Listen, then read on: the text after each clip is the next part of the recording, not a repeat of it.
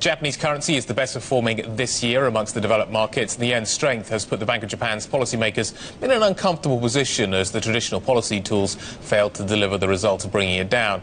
That has led investors to speculate that the BOJ will implement a policy of so-called helicopter money, a notion rejected by Governor Haruhiko Kuroda in a BBC Radio 4 interview.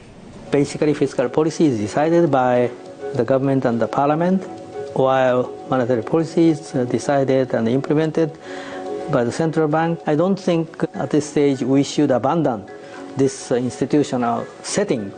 No need and no possibility for helicopter money. Haruhiko Kuroda, what was interesting is that interview was recorded quite significantly before the interview was actually played out on a programme for Radio 4 by Martin Wolf of the Financial Times. Let's talk about the chart we're talking about in more detail, and that is this chart here. So this is what we're looking at. So this is where forecasters have the yen going forward from here. This is a 105 call. The yen, interestingly enough, is trading currently at around 106, or just shy of that number. Where does Chris Turner see the yen going? Let's find out. Where are you in terms of your calls for where the Japanese go next? Yeah, we've got a end September forecast at 95, actually. We were one of the more bullish kind of yen forecasters survey.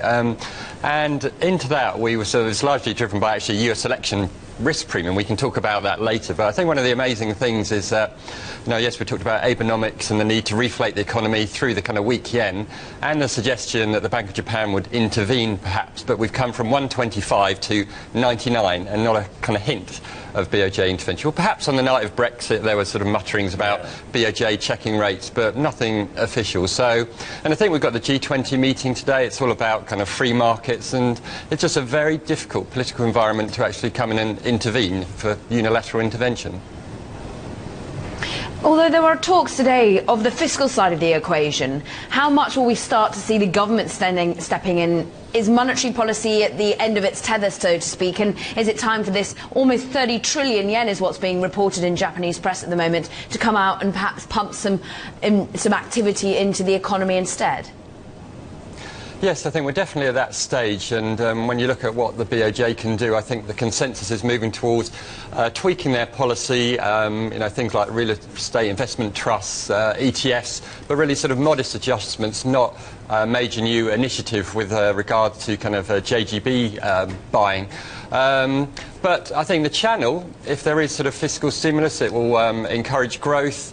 Probably be good news for the Nikkei, and there's been this very sort of tight negative correlation between the Nikkei and the yen recently, and it could briefly support the yen, but I think there are a number of risks as we sort of go through the year, and we at ING think if there is a correction up to kind of 107 again, they may be the best levels for dollar yen over the next couple of quarters. So you think we're going to 105? There's talk of perpetual bonds. There's talk of all kinds of things that could help maybe Japan weaken its currency. How much of a game changer would they be? I think there would be a great game changer, but we think it's far too early for those kind of issues. I think we saw in that, or heard in that Radio 4 interview, he's pretty kind of categorical about this issue. But helicopter money is different to a perpetual bond. There are semantics that are important here. Yeah, but the issue of the BOJ, buying that perpetual bond off, the government, direct monetary financing, we think it's far too early for that from the BOJ at this stage. And, as Caroline was mentioning, these estimates of fiscal stimulus have really increased from 10 to 20 to 30. We've seen that many times before in Japan, and it's quite hard to over-deliver now in terms of these sort of rather large kind of expectations. So, on balance, we think dollar yen, even if it were to kind of spike, I think there are other challenges facing global financial markets in the second half of the year, and dollar yen strength will be temporary.